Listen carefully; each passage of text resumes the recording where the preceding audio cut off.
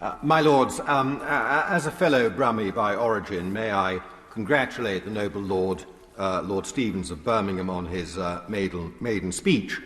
May I also express my very strong agreement and support for my noble friend, Lord Sandhurst, and Lord Shinquin, my noble friends, in the emphasis they have placed on Clause 4 and the importance of improving cancer outcomes. And may I also say, in regard to the speech by my noble friend Lord Naseby, how remarkable it is that we seem to have accepted almost without dispute or protest the transformation in GP services in this country, which are no longer delivering what we have traditionally expected them to deliver.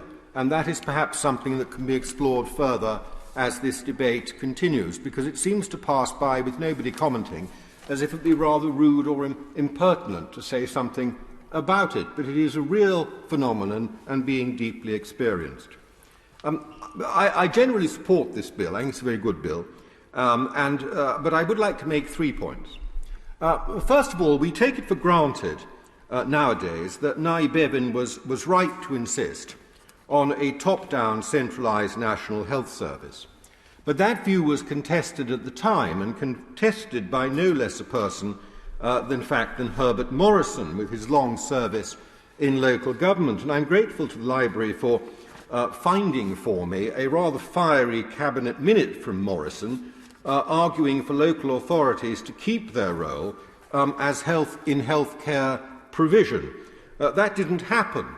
But perhaps if it had happened, we would have had a less troublesome bifurcation between the health service and social care that we have spent so much time since trying to address. And we are here back now, trying to do something to fix and amend that relationship. My concern with my experience of local government is simply this, that the new statutory integrated care partnerships must maintain a proper balance between the National Health Service and local government, and respect the democratic and local character of the latter.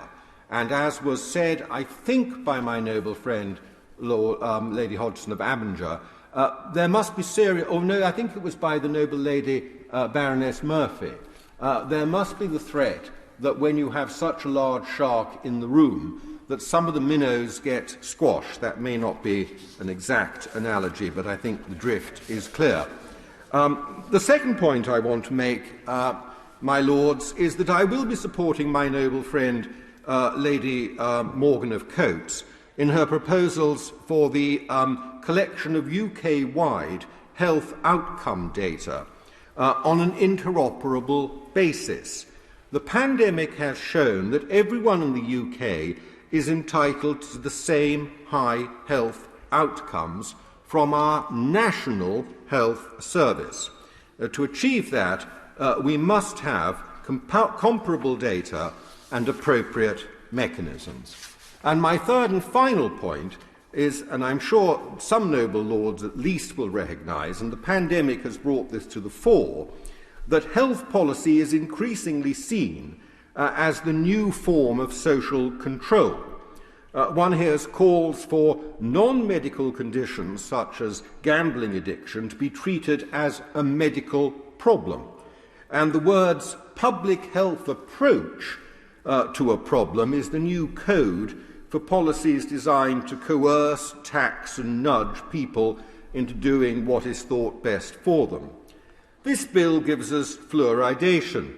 It gives us an advertising restriction on what are thought of as unhealthy foods, that even government figures, despite the enthusiasm, the catching enthusiasm of the noble Lord Rooker, show would result in a trivial reduction in annual calorific intake.